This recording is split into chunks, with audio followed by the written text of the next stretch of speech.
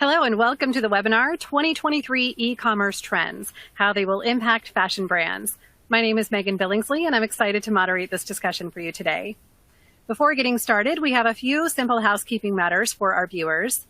At the bottom of your screen, you'll find some application widgets for your use. These widgets are all resizable and movable, so feel free to move them around to optimize your desktop space. The slides will advance automatically throughout the presentation.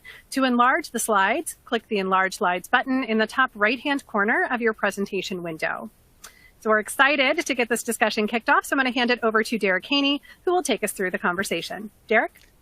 Hey, how's everyone doing? So good to have you here with us. Really excited for today. Let's go ahead and introduce our speakers. Briefly on me, I'm Derek Haney. I run eCommerceTech.io, where we connect e-commerce teams to e-commerce technology providers and essentially research and analyze the entire commerce enablement space and all the technology tools that are constantly changing in that industry, and then help relay that information over to merchants. One of those tools that I discovered, 3D Look, co-founder and chief commercial officer. We've got Whitney with us today. Whitney, I'll go ahead and let you introduce yourself.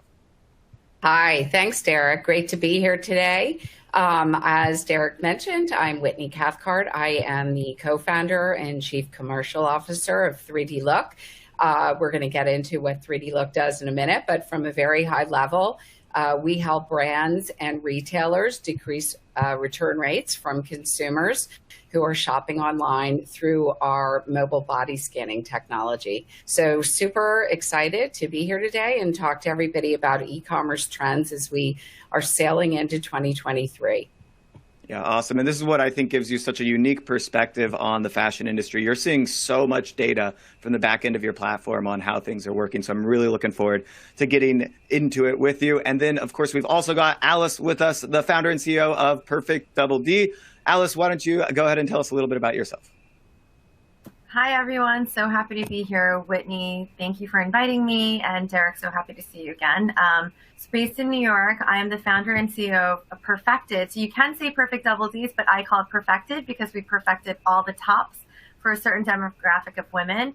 We provide sustainable clothing for women who wear a double D bra size and up. So ranging anyone from an A cup all the way to an M cup. And it was a brand created so that women no longer have to size up to fit their fuller chest or settle with tops that are too tight for them. And we're a DTC company, direct to consumer, so solely sell online and also on Nordstrom. Awesome. I love it. And if you can think about the three of us here, Whitney in overseeing the fashion industry with technology. Alice, you are in the mix every single day running your fashion brand. And then me, I'm a little bit more on the outside. That's why I'm kind of more moderating your two discussion. But me looking at the broader industry and technology trends, I think this will make for a perfect lineup. So let's get right into it. I'll push to the next slide. And we want to talk really more, actually even into the further slide, of fashion trends, starting with our favorite buzzwords, right? AI and ML. For anybody in tech, you're hearing these terms probably way too often because AI, is it really a thing? Is it just machine learning, or is it just an algorithmic approach? But it is absolutely starting to have a massive impact on how fashion brands are operating today. We're expecting $12 billion in sales through AI for fashion in 2023. So let's get into it. Whitney, I want to know, when are we going to be able to replace the stock models and all those product detail pages with actual pictures of ourselves? I'm dying for this on my favorite brands like Chubbies for me, and perhaps also Alice on your website directly. When are you going to be able to build this for us? I see this as a revolutionary game changer where we can use AI to kind of put me perhaps in the spot, as well as, of course, predict my sizing. Tell me, what are your thoughts on all this? Yeah, well, the good news is you can already do it, and you will be able to see it on Alice's website in 2023. Awesome. I think we'll go to a slide in a little bit that will actually show you what it looks like. But yeah, so AI's got many different components to it. We are an AI company. What we use in AI is machine learning and 3D and computer vision. And what we essentially do is use our AI to measure the human body from 2 photos that we collect from a consumer when they're shopping on a website. And from those two photos, we're actually creating measurements of that scan, and we can use those to help consumers do a better job with selecting the right size. And why this is important is with the increase in return rates that brands and retailers are experiencing and have been, but really today, even more so. Returns are really can cripple retailers. They impact negatively the bottom line. They're bad for the environment. We'll get into that in a little bit, but really helping consumers have a better experience. And that's really what, AI, if you think about it, is about around personalization. And so creating these experiences around fit for consumers to help them understand what size to buy between brand to brand, because everybody's got different sizing between brands, and also imagine what things look like on them. And so that's how we use AI. Investments into AI over the next decade are, as you said, in the many, many billions. And again, AI is really around collecting a lot of data and helping consumers have better, more immersive, and more personalized experiences.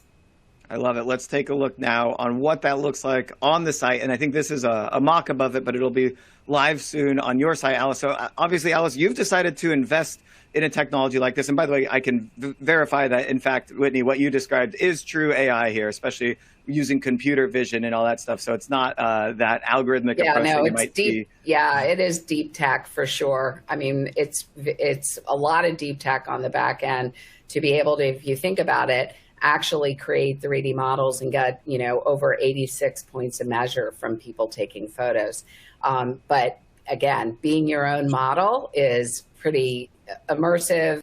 It's cool, it's interesting, and it really promotes engagement within the brand. So we're excited to be having our widget on Alice's website in 2023 because she's got just an amazing website. Yeah, awesome. So Alice, walk me through what we see here and what you're expecting to see from your customers by enabling this. I'm looking forward to seeing this in action. So a couple of things. So what we're doing and why I created the business was because we're really changing how the industry sizes. So the fashion industry has cookie cutter sizing, meaning they have one pattern and they grade up from extra large to small, medium, large, and they think proportions of someone's body grows exactly the same. So from a medium to an extra large, that just means your shoulders are getting wider, your chest is getting bigger, your waist is expanding. That is not how a real human being, their body is. So being able to integrate AI, artificial intelligence, have 86 different points of measure, you're going to become so much more accurate on multi-levels. First, for myself as a brand, how do I create better patterns? We create a different pattern for every size. So that's a game changer in the industry. It costs a lot more, but it's going to be better fitting. So we don't have to take our clothes to the tailors anymore because it'll be more tailored for your body and you can actually look your size. So for me, targeting women with a larger chest, they oftentimes look bigger than their body actually is because your chest protrudes and the clothes hang from the highest points of the apex and makes, let's say you're, a double D cup, you may be the same body size, frame, shoulders, and waist as a size A cup, but it's the same clothing will look so much bigger on you and make you look like you have a stomach because it billows out. So with this technology, we can better form fit our patterns, which leads to less waste, right? People won't buy items and just throw it out because they realize it doesn't fit them. Decreased return rates because customers are now gaining the confidence that they're buying the right size, and customers want to see themselves try on the product, whether it's in life, in person, or virtually, to see how it would look on them. So to me, I'm super excited about this. I think this is a game changer, a way of the future, and it's only a matter of time that all fashion, all brands will migrate in this way, and it'll become a standard in the next few years. I completely absolutely.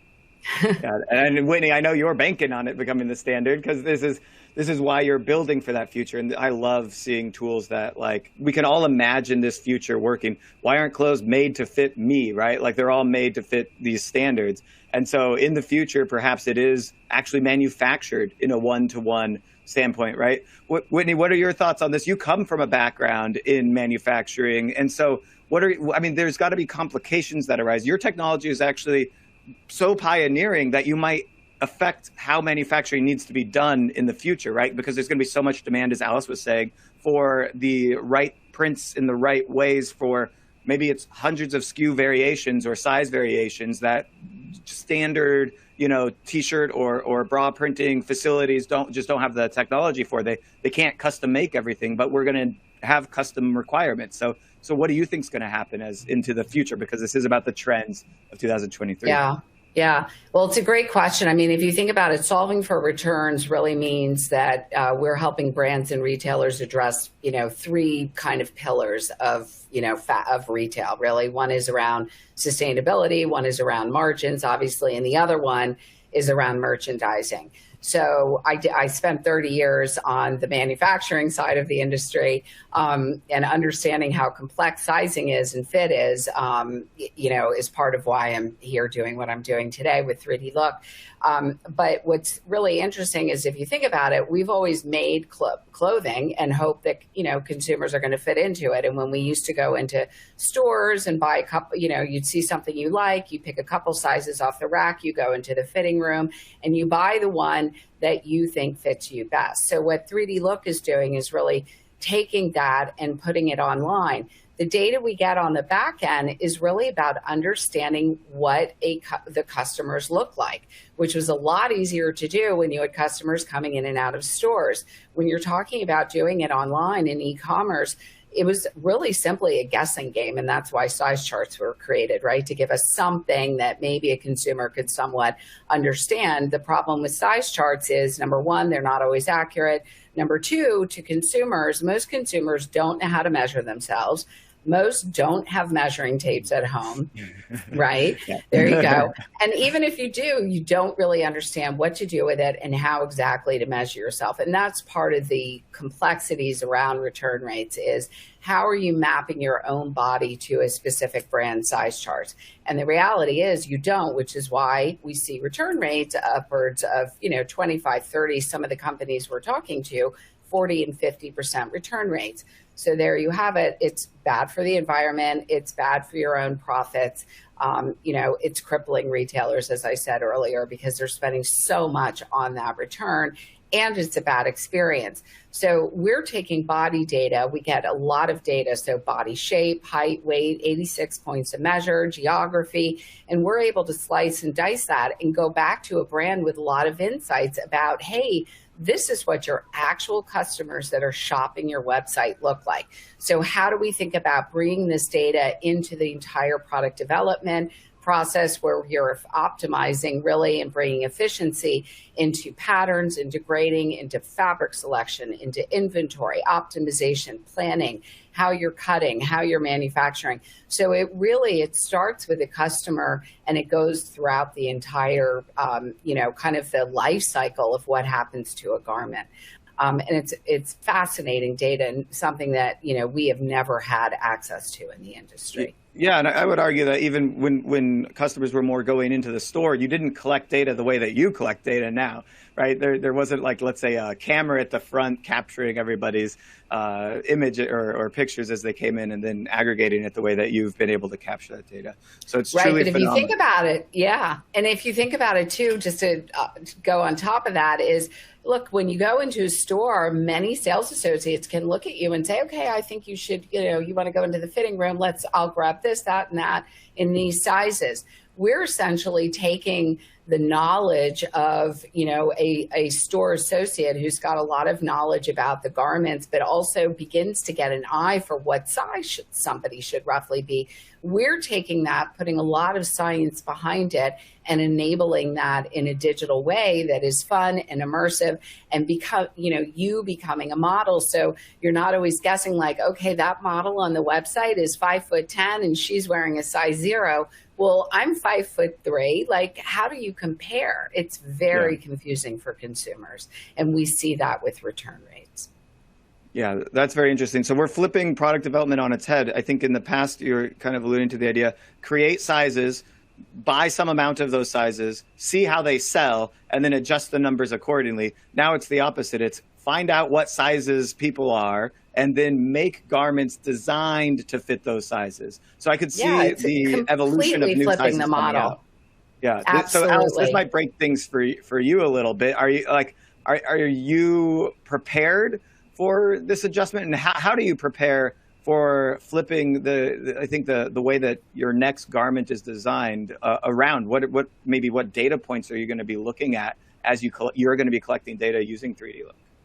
Well, just to go backwards a little bit, starting from scratch is the easy part, right? Once you have enough customer data to make these fine-tuned adjustments, that's the easy part. But I think what's so great is once you get the customer data, you can update your size charts accordingly. So let's say a bunch of my customers, because women traditionally do not buy clothing by the size of their chest, which is how I size.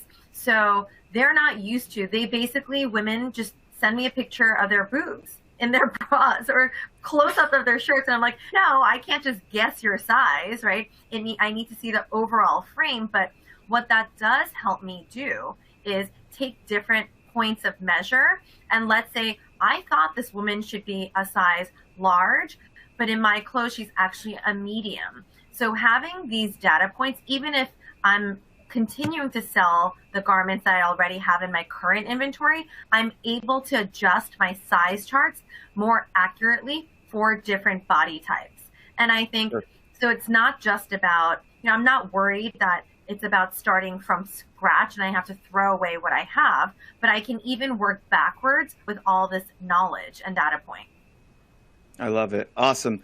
So we talked about inventory management changing off of the back of AI tools like a 3D Look that can predict the right sizing of people and how this really changes the industry. I'll throw out a couple of other quick AI ideas and then we'll move into our next topic. One of the tools I'm really bullish on is tools that help predict the landed dates of products, because when you are buying clothes, you might need it for this weekend or for, in my case, a pickleball match for tomorrow, right? And yes, true story. And so knowing when it's going to arrive is really helpful in conversion rate, because it eases a lot of the worry that it's going to show up when I'm on vacation and sit outside my door, or it's going to arrive too late for my event or whatever it is. And while it's not always urgent, there's enough people out there that need the urgency and they need to know that it'll arrive soon. So there are tools out there that predict the landed dates and help track the package to make sure that it lands on the date that you predicted, that you said you would get it by. And of course, Amazon's been doing this for a while. If you're looking at, AI tools that you should be using on your site, look at how Amazon does it and then see if there's a democratized version of that process or tool. And so landed dates is one of them. Another one I'll rant on really quickly here is just general predictive business intelligence. And so I like to talk about the 3 stages of analytics. And I think, Whitney, you're now kind of entering the second stage of that with the data you're collecting. But the first kind of layer of data in the past was just organizing data and presenting it to you. And then you, as the marketer, business owner, CEO, COO, whatever it happens to be, you have to figure out what that means. What should I do with this data and how should I take action?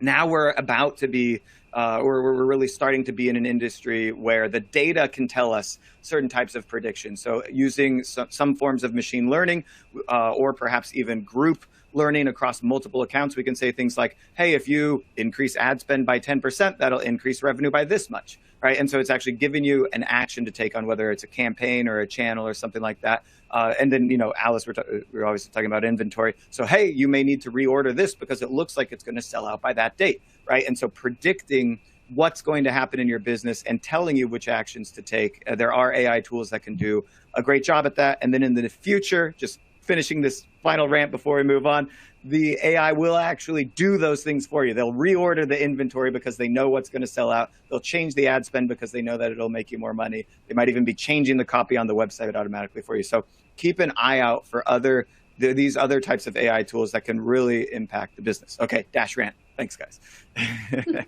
All right, we're going to talk about sustainability. But before we do, we got to talk about the rise of, I think, the Gen Z nation and what's happening right now.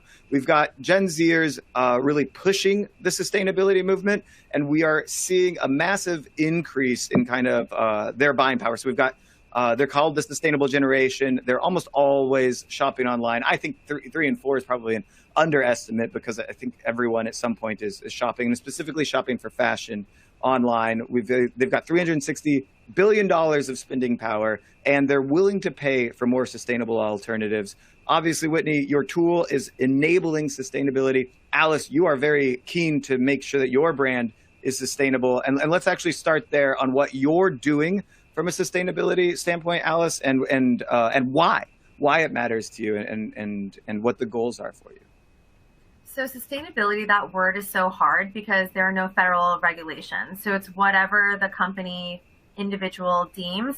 So on our side, we're sustainable in so many ways. From our fabric, we use 100% natural fibers. So if we were to recycle and decompose, it decomposes much at a faster rate. And if we were to reuse it, because they're natural fibers, it'll break down into its original form. Whereas if it's mixed, it's really hard to pick out certain different fibers.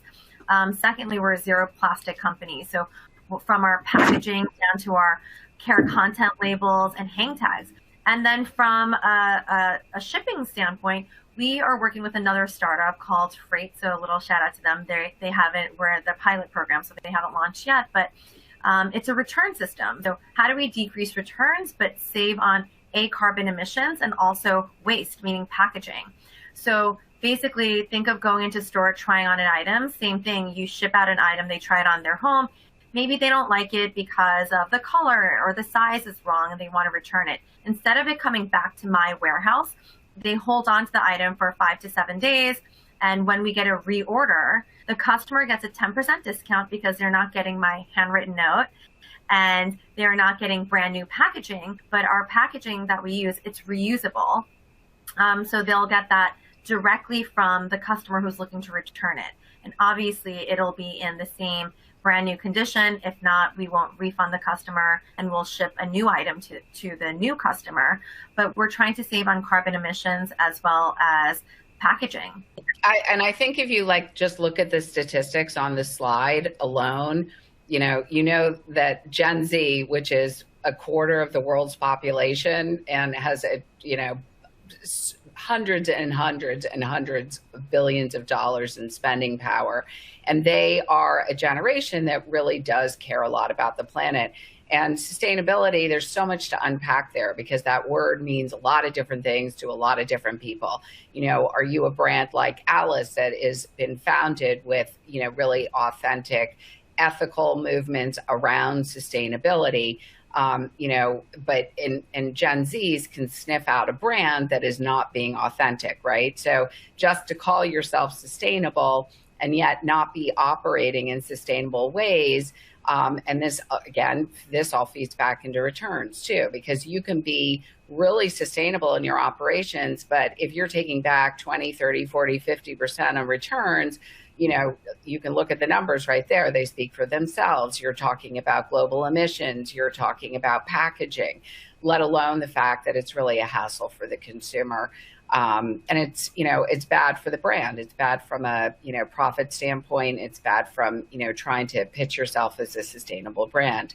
And so really kind of, again, if you're looking at Gen Zs, you need to be authentic and mission driven, and you really need to be creating these experiences. And I think, to what you're doing, Alice, with this returns company is one of those key points that are so important and check the box for that consumer. Yeah. And I think for the brands listening, I would say you maybe can't solve all the problems. And Alice, the fact that you're zero plastic is insane. But if you're not zero plastic right now, think about ways to reduce that. Alice, you've put in a tremendous amount of thought into, you said from the packaging to the tags on the product, and now to the shipping strategy. So to the brands at home, think about just one aspect of how you might be able to reduce your carbon footprint as a brand. And Whitney, I wanted to ask you, because I think you've got the data on like the return rates of the brands you're working with. And I'll just, give me the plug on the return rates before 3D Look, the return rates after 3D Look. You are having a serious impact on this aspect of sustainability, right? You're able to make a massive reduction in return rates, which is a massive reduction in carbon footprint. Right? So we tend to see increases in conversion rates and AOV lifts. And at about 2 to 3 months in, we're able to really start to be able to track return rates. Overall, we tend to see decreases between about 3 to 6%. We do actually have a case study with one of our customers where we saw a decrease for size-related returns when the customer was using our widget of 47%. What we do as consumers, and we've been taught to do, is to buy multiple different sizes. So bracketing, right?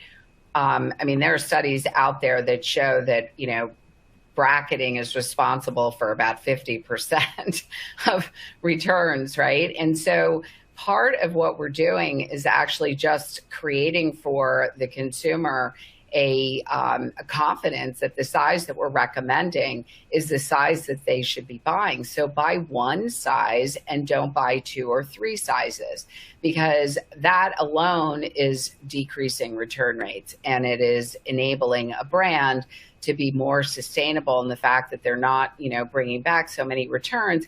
But also think about what happens to those returns. We all return at different times. So returns don't always come back, and they come back within the time that those garments then don't need to be marked down. Sometimes returns, and I know Alice can speak to this, come back damaged. And what happens is they end up eventually in the landfill. And that's what we're really looking at stopping. So if you can instill this confidence in a consumer that, buy one size and trust that size, again, we know a lot more about your body than probably you understand about how to take measurements and map that against what you're going to see in a size chart. Now, Alice has very, sophisticated size charts. Many brands, I wouldn't say all, but many brands just don't. I've seen size charts that literally look like Excel spreadsheets. So, if you're a consumer and you don't understand, like what hip comes in multiple, is it high hip, is it low hip? Consumers don't understand the difference there. They don't understand where to measure your waist. We did a study early on where we asked women in the US what their waist size was, and they gave us their denim size. Well, okay, denim waist size is not, that's not exactly where a pattern maker or tech designer is going to measure at your waist. So it's interesting stuff, and the right way to do it is trusting the science. Yeah. Final thoughts, Alice, on sustainability, perhaps even touching on secondary reseller markets and all that. And then we'll move into our next topic. No, it's so interesting because we do call Gen Z the sustainable generation, but to be sustainable, what I think all brands need to know is it costs more money. So, my biggest call out for my brand, they're like, oh my gosh, $85 for a t-shirt. I'm like, yes, it is the way it is, because guess what? It's cheaper to buy new product.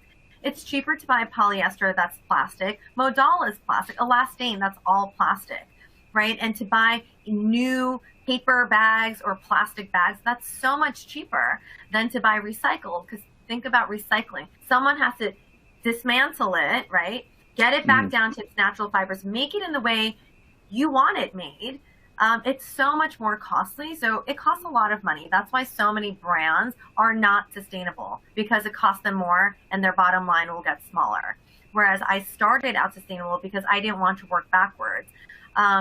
But with the younger generation, Gen Z, I'm Gen X, Gen Z specifically, they want to be sustainable. They're more conscious, but they can't afford it. So what sustainable means to them, generally speaking, is a secondary market. So Depop, think Depop, ThredUp, Poshmark, The RealReal.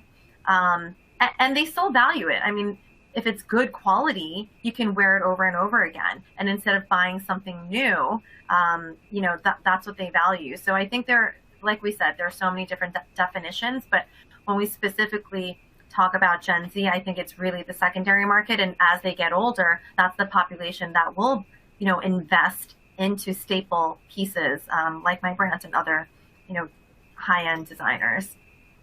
I like that a lot too. And I think the other thing that certainly we're seeing with brands that have a younger consumer base is this impetus to maybe buy less, but buy better, right? And I think if you kind of just think about the whole movement in general, a lot of it is around that. And by the way, it's not actually a movement, it's the way of the future. It's not like a hype thing, sustainability.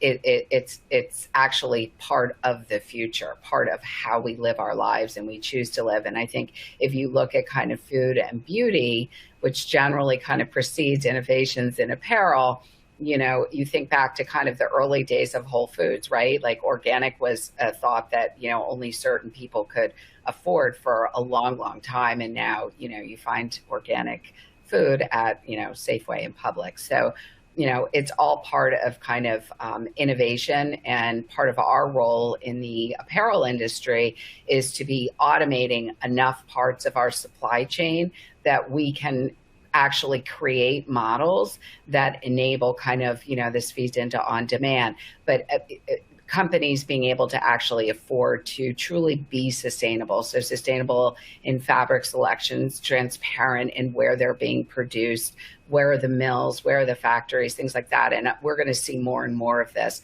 from Gen Z as they grow up.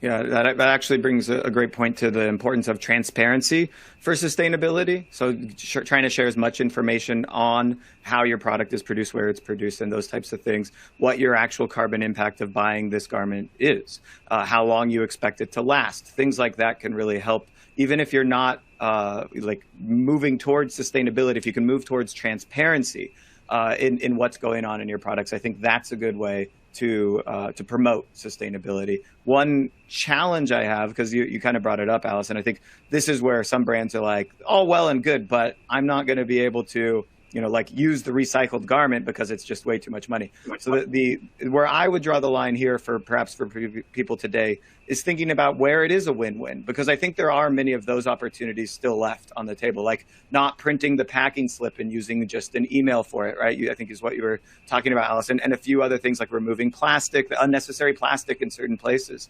Things like that can both save you money and make and reduce carbon footprint. And so I think those are where the biggest wins are. And then moving into the expensive side of sustainability, that can be a little bit riskier and take a longer process from, figuring out how to source product in that way. Can we reach some sort of economy of scale that makes it more affordable? What percentage of our audience would be interested in purchasing at this higher price point? All those things become really challenging, but hopefully, we can get there. And like you said, Whitney, it is, it's a necessary movement of humanity. So it's not like a trend that is going to fad out like these high-waisted jeans that I'm like, why are people wearing high-waisted? Anyways. But I think it's a shift in the mindset. It's a shift in a mindset because, to your point, the higher the quality. So we use luxury fabrics. What does luxury mean? And so think of a cotton ball, how cotton is shaped.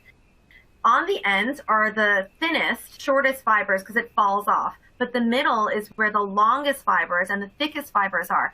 Now, whether it's a machine or a human plucking those fibers out, that costs more money because it's of higher caliber, meaning it won't pill as much. It will withstand more washes. So it's really educating the customer and retraining their mindset. So whereas you could buy a $10 t-shirt, you wash it 20 times and it'll disintegrate, or torque when it twists. Like the body of it, the seam is no longer on the sides. It's like towards the front. That's called torquing. But if you use higher quality, yes, it costs more up front, but it will withstand 200 washes, not 20 washes, but 200. It will retain looking like new. So you're going to keep wanting to grab it out of the closet and not put it aside and say, oh, now this garment looks old. So if you train the customer to think quality over quantity, and, they're timeless, versatile staples. I can wear the same t-shirt to the gym, but also to work, throw on a blazer over it. So it's really shifting the mindset. And that comes with education. I was just going to say education, and we've certainly seen this with our brands. So we always encourage them to actually create a landing page around returns and why they're bad for the consumer, why they're bad for the planet, why they're bad for the brand, as a way, because again, mobile body scanning, what we do is still emergent technology, right? While it will be table stakes, the idea that like we're going to actually, sit around and guess what size we are and wonder what that garment looks like on us, that will not happen in a number of years. And, we're pioneering that.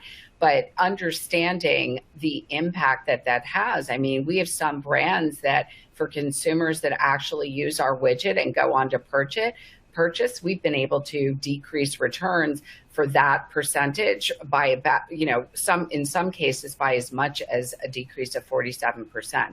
So that's a lot. Now that's not the total impact on the brand's website, but that means really educating the consumer around why certain technologies, in our case, our, fit and sizing technology, our virtual fitting room, why that is important and why a brand has chosen to implement, for example, our product.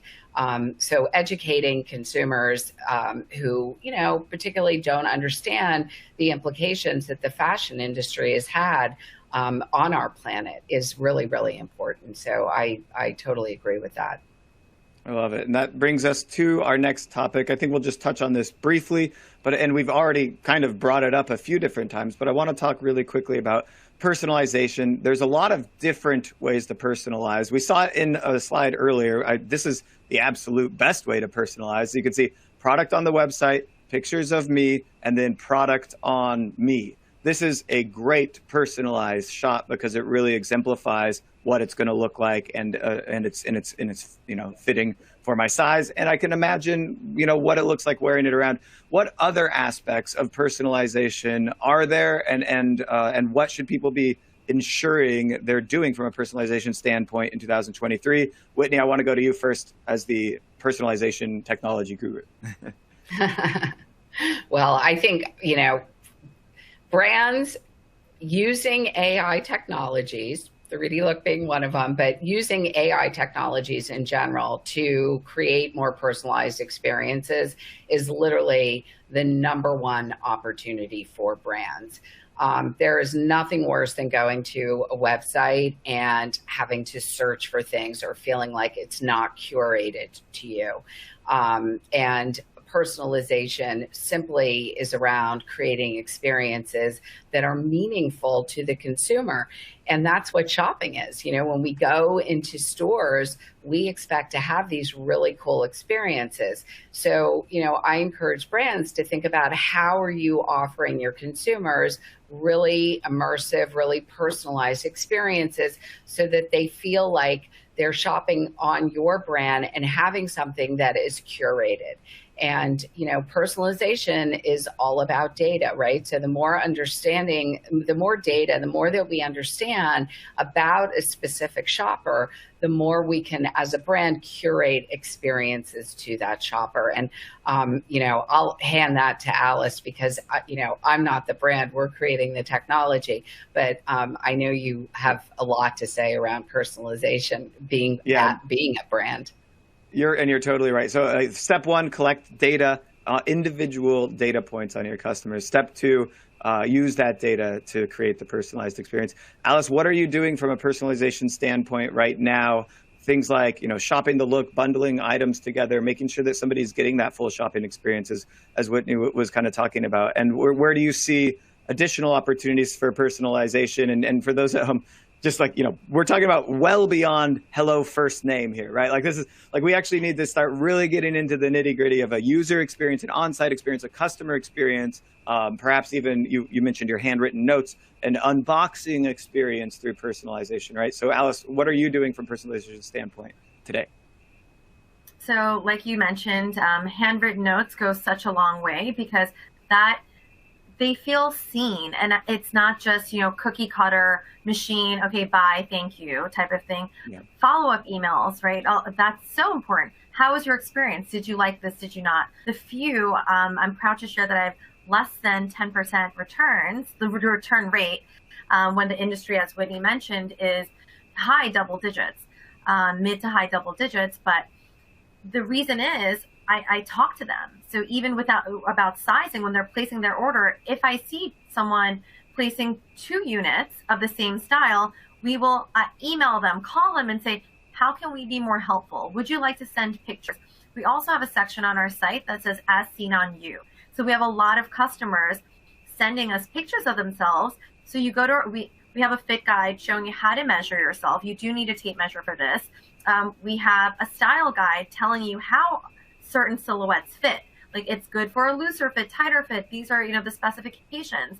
We have a traditional size chart, but we also have seen on you. So if you're a D cup, these are all the different D cups of customers that have sent real pictures. Now, most women do not have personal chefs and personal trainers. So these models that all the brands use, of course, many women, many people aspire to look like models, but that is not reality. That is less than 5%, less than 2% of the population that have, fashion model bodies. So I use real women, and I think that's what talks to customers. Real women are my customers, not necessarily models. And we don't Photoshop. And when you see the customer pictures, I don't Photoshop any of them. So when someone says, I'm 5'3", have a larger chest, but no hips, they share all this information. I put it up there and people comment saying, wait, that's my body. Okay, I normally wear a size large, but I see that this one who looks like me is wearing a medium, so I'm going to order the medium. So it's tools like this that are so helpful. Even in reviews, my product reviews, I make sure that they include, if they feel comfortable, include their bra size as well as the clothing size that they ordered. Because generally most of my garments are tops, but it's small things like that. And what would I like to continue to do, even become greater? Implement AI, implement technology such as seeing yourself on the website. So hopefully in the new year, we will be able to implement that. But it's making the experience easier for the customer to check out is really what it is. Whether it's sharing detailed information of the specs of your garment to having that direct relationship. And listen, when we send an email, some people don't reply. We don't badger them, right? But we will at least try. As you scale, it gets harder and harder. But that's where big companies go wrong. As they become bigger, they lose the personal touch. And that customers are number one priority because we wouldn't be where we are without customers. So I think you cannot lose the human element. I love it. Yeah. And so the 2 takeaways here for first one is actually reaching out and talking to your customers either before or directly after the transaction to ensure that they are getting everything they want. So if you can see, it sounds like you can see perhaps, let's say either mistakes or things that they're doing that you think might be wrong. And so you want to chime in and solve that issue before it becomes a down the road, customer service complaint or return. And that's probably what helps you with your return rates there. And then the second one, that takeaway here that I really liked was how you talk about using reviews from real customers to help the next customer figure out what they're going to buy. And this is, I think, it's natural social proof that is really important for trusting the brand. If I don't know who you are today, I just, first time on the website, it can really, really leapfrog trust. And then you mentioned how it helps with sizing, it helps with confidence, and then it helps with returns and all that stuff. Whitney, final thoughts on personalization, then we'll move on. Yeah, I think if you're trying to acquire Gen Zs, there are studies out there that, Gen Z, I think it's 98% of Gen Zs have an expectation that the experience that they're going to have on a brand's website feels curated and personalized to them. And there's, again, a lot of different AI technologies behind, product recommendations. There's nothing worse than getting a chatbot on a website and really you need a human being and you're only getting one word answers, but there's a lot of actually, there's a lot of chatbots out there that have really good AI behind it. And you can't even tell that you're talking to a robot. So there are things like that, brands can do that create experiences that, increase brand loyalty. We just have so many choices of where to shop today. And you have a bad experience with a brand and you go find a different brand. And so, I would ask the brand, what are you doing to create experiences that, entice consumers to come back and shop with you again and again and again? Yeah, and we've talked about a lot of ideas and strategies that I think help with that. One final thought from me on personalization that really, I think, helps the consumer, but really, really helps the brand is the idea that, like, you have to show them what they don't know they want to buy. So like we're talking about with Shop the Look and things like this, right? If I've got the top and the shorts and all that stuff, I still might want the sunglasses, the necklace, the earrings, the bracelet, the shoes, the lip gloss, right? I need the whole look. And Whitney, I can't wait for the day when I can get that whole look instantly, in your widget, because that'll immediately show me, wow, this is a full outfit. I mean, that's like a stylist like coming to you and dressing. Yeah, well, it's right? coming. Yeah. And I Part think of our that's roadmap on your Fed is around, actually, you think about shopping, right? The days that we go into stores, we often walk out with something that we didn't intend to purchase on, walking in. We were going in for a mission, right? So that's the same thing on e-commerce too. So part of what we're working on right now is actually creating, your try-ons where, you're landing on a specific product and you're able to see it on you and you become your model. But it's also actually around putting outfitting together that you can then see on yourself. And that's about discovery. And that's really what fashion is. It's like the unknown thing that you didn't think that you wanted or needed or were looking for, and you fall in love with and purchase. And that's, what retail is about.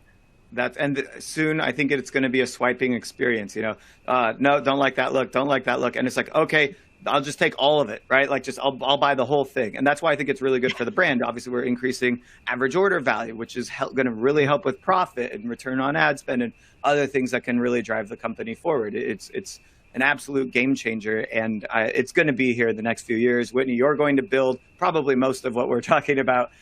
So some of it might happen with other tools as well, but it's really exciting stuff. I want to move into our next topic here because this is a big one. I think it's a little bit of a neglected gem of e-commerce that some brands have been doing for years. So it's not necessarily old or ancient, but I think 2023 is the breakout year for mainstream live commerce. So we see, live streaming from gamers, streamers, and all that kind of stuff. But when I think about live commerce, it's tying together a real life experience with multiple people in the audience. So they're able to chime in. Their comments are seen by people. The person talking can actually highlight their comments or answer their questions right there in real time. But most importantly, the product is right in front of you. We're showing the product. We're showing you how it fits, why you might want to be interested in it. And we have links right there in the feed to make you purchase. This is what we're talking about with live commerce. We also have social selling, which doesn't have to be live, but happens on social media. The live commerce itself can happen across social, all socials. It can also happen directly on your website. So, and let me give you guys some stats here. We've got $35 billion in sales by 2024. That's going to be more than double what live commerce sales in the United States. And of course, this is all dwarfed when compared to China and how much their consumers are spending on live commerce. And we have to assume that the trend that we see in China is going to come over and become more mainstream in the United States. So yes, it's been talked about for a while. Here we are with live commerce. Let's go ahead and Whitney, I'll pass it to you on your thoughts on live commerce and what you're thinking about and how brands can use this type of solution. Yeah, I mean, if you think about, imagine, I'm not going to give anything away, but imagine partnering with live commerce companies where, you're being shown products in real time and suddenly you're able to scan yourself and understand what size to buy. Yeah. So, you obviously were thinking about it. I mean, to your point, if you look at kind of China and what they've done with it, it's a big piece of the future. I mean, we love things all video, right? I mean, just in general, consumers do. So I'm a fan. I think there's a real opportunity for us to offer sizing in relation to live commerce, and hopefully your fit will become the pervasive fit and sizing solution for all. And again, that it's better experiences. Yeah. Alice, what are you doing? How many lives did you do in 2022? How many lives are you going to do in 2023? And what are you thinking about when it comes to live commerce? So live commerce, I've not done nearly enough. I may have done 5 this year, call it once a month, skip a month and do 2 a month type of thing. But I'm very active on, I am active on social media in terms of videos. Next year in 2023 and forward, absolutely double down. But I do think live commerce, there's a distinction between live commerce and social commerce. So live commerce, I don't believe you have to be necessarily live all the time at the moment.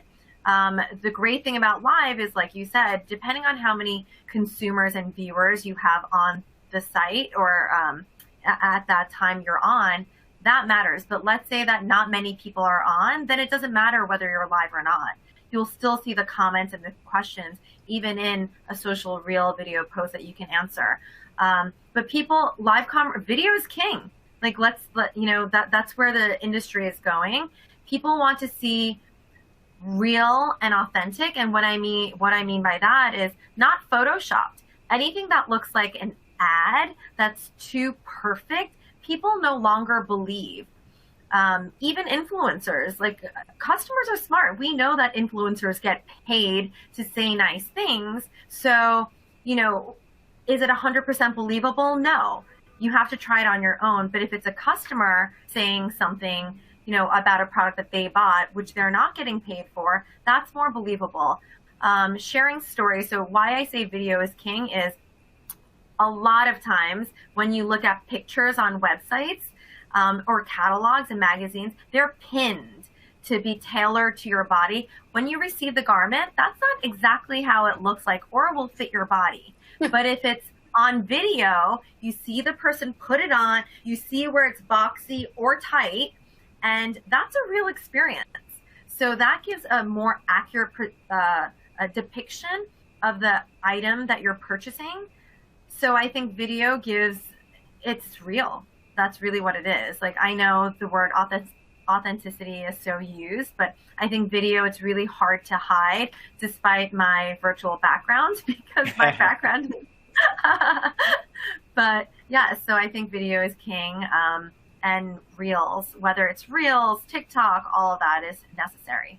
Yeah, I love it. And I think we can also use our lives. So a live video might become essentially a social selling reusable video that we can do. And I absolutely agree that we do not need the utmost polished content here. You just need to be real and authentic. If you can bring customers in, actually bring them into your stream, directly, because everyone's got a camera on their phone. So bring them in and have them talk to their experiences. Bring in reviews from social and conversations. I think this is what live commerce starts to sell. Like, I know that, Alice, you created like a viral video in the past that did really well on TikTok. Tell me how you did this, how you got millions of views with one TikTok video.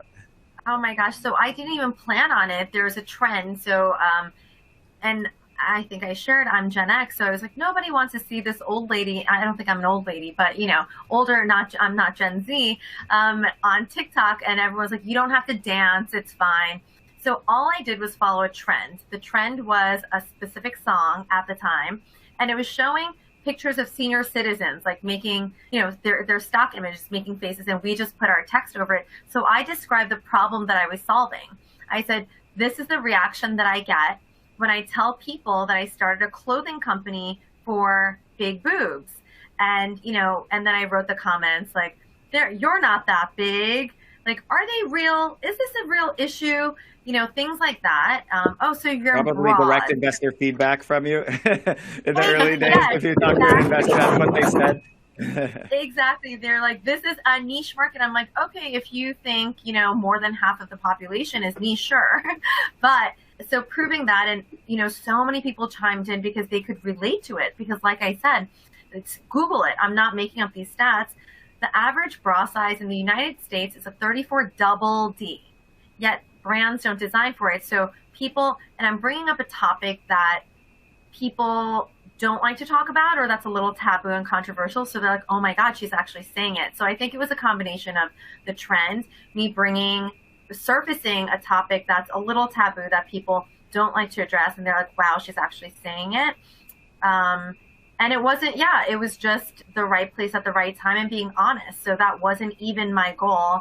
I have 7.6 million views to date, and happy to share their articles written from the Post, the Sun, lots of articles. So I generated over $30,000 in sales just from this one organic TikTok video. I did not pay somebody to make it. It was me. I wasn't bearing my chest. I was in a tank top up to my neck, standing in front of my clothing rack, literally just saying, this is the reaction that I get. So I think it's, I wasn't made up and, hair done and all of that. It was real, authentic, and people related. And the trend was the timing and the song. Yeah. And you also hinted at how important it is that your influencers or / customers, or perhaps in your case, a lot of micro influencers, need to have that same appeal of being real. And I think that's a great brand, not just for you, but I think it works for tons of brands in the fashion space. We're running low on time. We have to bring it to our last and final topic here, which is the opposite of real, if you think about it. We want to briefly touch on the metaverse going into 2023. Obviously, there's been big hype about this, big investments. Whitney, what's going on with the metaverse? What should fashion brands be thinking about? No, I love getting that question. Look, really, it's definitely hype. I mean, there's no doubt about it. Everybody's talking about it. It's a big buzzword. But if you think about it, it's, the metaverse is really many different kind of technologies, 3D technologies that are coming together that are enabling a combination of, combining the physical and the digital world. I think the reality of it is we don't really know, beyond gaming. And look, in terms of NFTs, things like that, there are particularly companies in the luxury market that have, proven to sell digital goods. I mean, there are billions of dollars of digital goods being traded in gaming worlds today. There are a lot of, luxury companies that have, created metaverse worlds on Roblox. I think Gucci sold the Dionysus bag for more money in the metaverse than they do if I walked into the Gucci store down the street here. Yeah. But I think in terms of really understanding business models that apply to real world problems like we're solving for consumers on the planet that we live on, I still think we're several years away from that. But, where I see opportunity is, partnering with brands or partnering with other tech companies that are creating kind of, different types of immersive experiences that feel more metaversy. And being able to, you may have your avatar, which is not a representation of actually who you are, but a representation of someone you want to be. And that works great in the metaverse. But when you're bringing your avatar back to real life, your fit needs to fit the body that God gave you, that you are. It can't be fitting an avatar, that you hope to be. And so, I think there's an interesting play there where you can, be a different avatar in the metaverse, but in real life, we're fitting on your digital twin, which is a representation of who you are. Yeah, that's a good point, actually, that image that we saw here, I'll go back to it in one of the previous slides. This is actually now your digital self. And so this is your digital fit. And then, of course, after I get the product to me, I can take a picture of myself in it. And then that's my real fit, which hopefully, of course, matches my digital fit. Alice, what are your thoughts on the metaverse, other technologies like 3D, AR, VR, mixed reality, and all of that stuff? And how far do you see yourself investing into these channels in 2023? So I'm not well versed in metaverse at all.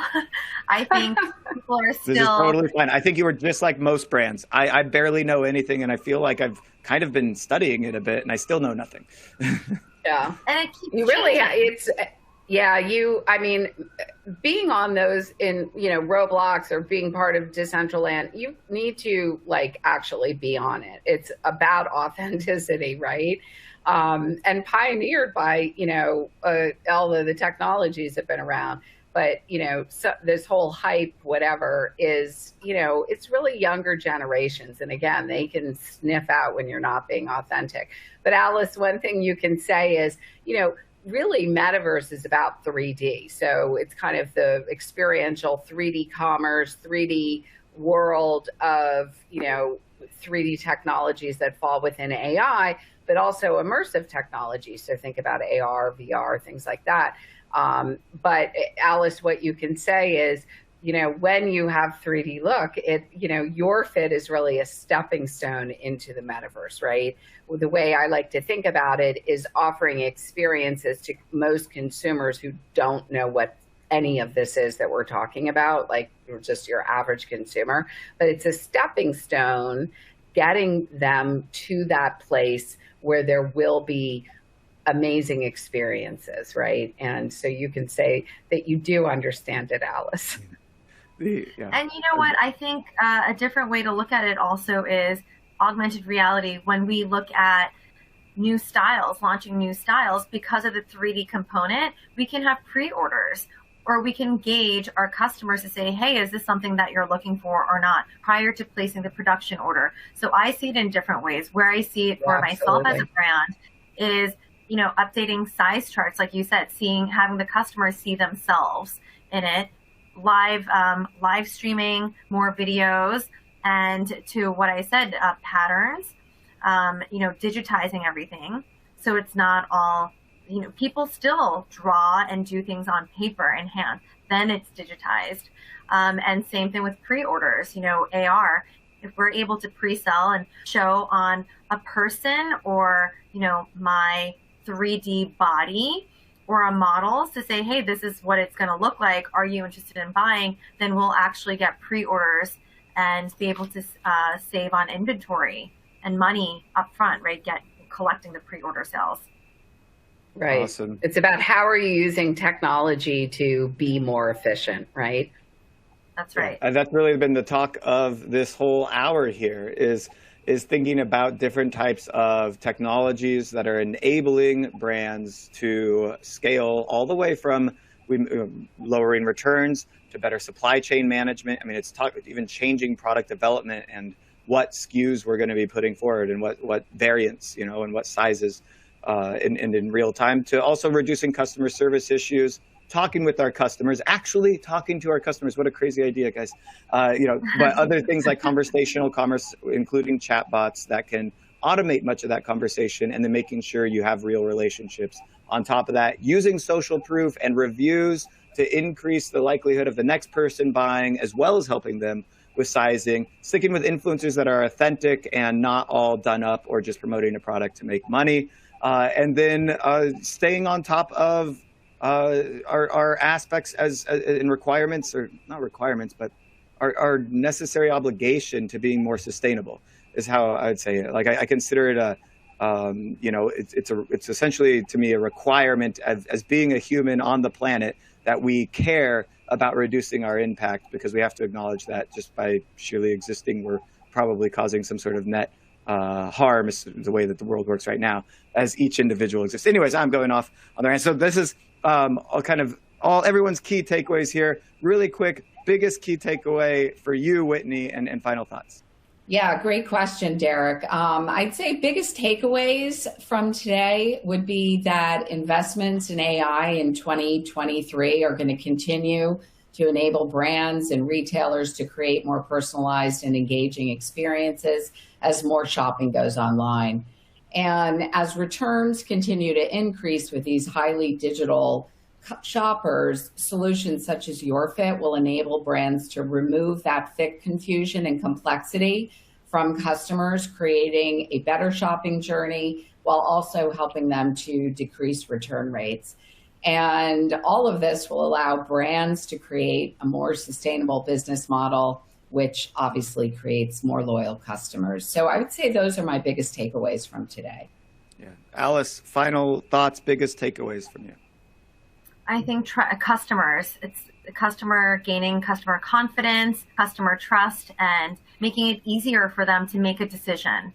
With AI tools, AR, there's so much opportunity.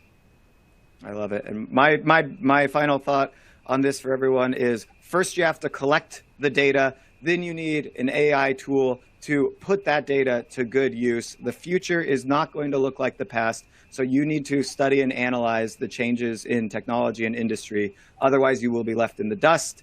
Thank you guys so much. I'm going to go ahead and pass it back to Megan to close us out. Excellent. Thank you so much, Derek, Whitney, and Alice, for that very engaging conversation. Before we sign off, we'd also just like to thank you, our audience, for watching. Today's webinar will continue to be available on demand if you want to review anything that was discussed today. Thanks again.